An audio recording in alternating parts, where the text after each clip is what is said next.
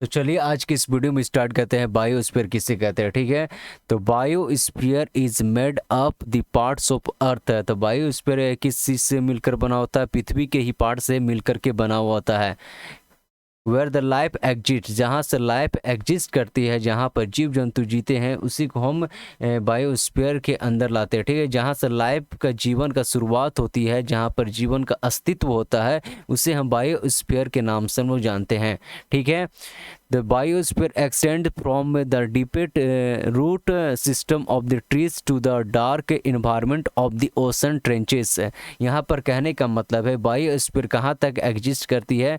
जो पेड़ पौधे के जितने भी जड़ होते हैं, उनके लास्ट जो जड़ होते हैं, वहाँ से बायोस्फीयर एग्जिस्ट करती है। ठीक है, जहाँ पर जीव जंतु फलते फूलते हैं और एग्जिस्ट करते हैं, जहाँ पर सर्वाइव करते हैं, वहाँ तक बायोस्फीयर तक स्फीयर पे फैला हुआ होता है। क्योंकि जो पौधे के जो जड़ होते हैं, जो जितने भी जड़ होते हैं, वहाँ पर बैक्टीरिया पलते हैं। ठीक है, उस बैक्टीरिया का काम क्या होता है कि जितने भी बैक्टीरिया होते हैं वो पेड़ पौधे को नमी प्रदान करते, क्या प्रदान करते हैं?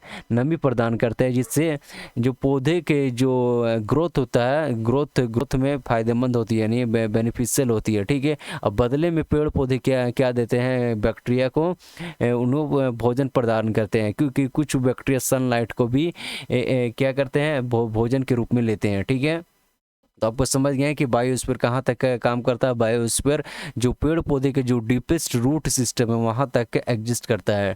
ठीक है, यहाँ और यहाँ पर जो सन जो ओशन है, ओशन में भी बायोस्फीयर एग्जिस्ट करती है, क्योंकि ओशन में जीव जंतु रहते हैं, वहाँ भी जीव जंतु सर्वाइव करते हैं। ठीक है, और हाई माउंटेन टॉप्स पर भी बायोस्फीयर एग्जिस्ट करती है। ठीक है,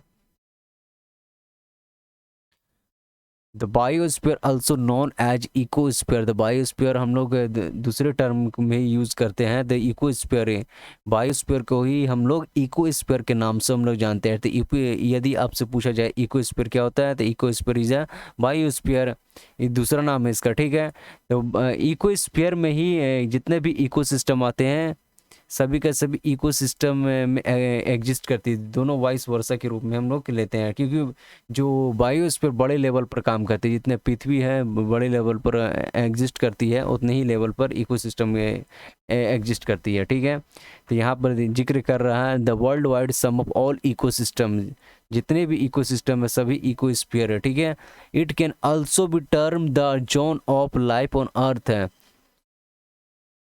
कहने का मतलब है zone of life on earth है, मतलब जहाँ पर लाइफ का जोन है, उसे हम क्या क्या कहते हैं?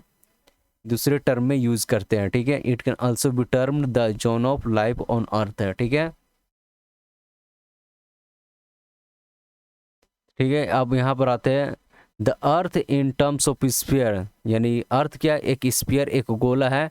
ठीक है, the solid surface layer of the earth is lithosphere. जो जो अर्थ का सॉलिड सरफेस, लिथोस्फीयर पिछली वीडियो में बता चुके हैं कि लिथोस्फीयर क्या होती है।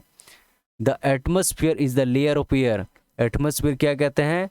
Layer of air. एयर की जो लेयर होती है उसे हम एटमोस्फियर कहते हैं। ठीक है, और सॉलिड सरफेस का जो लेयर होता है, हम उसे क्या कहते हैं? लिथोस्फियर कहते हैं। ठीक है, the stretches above the lithosphere.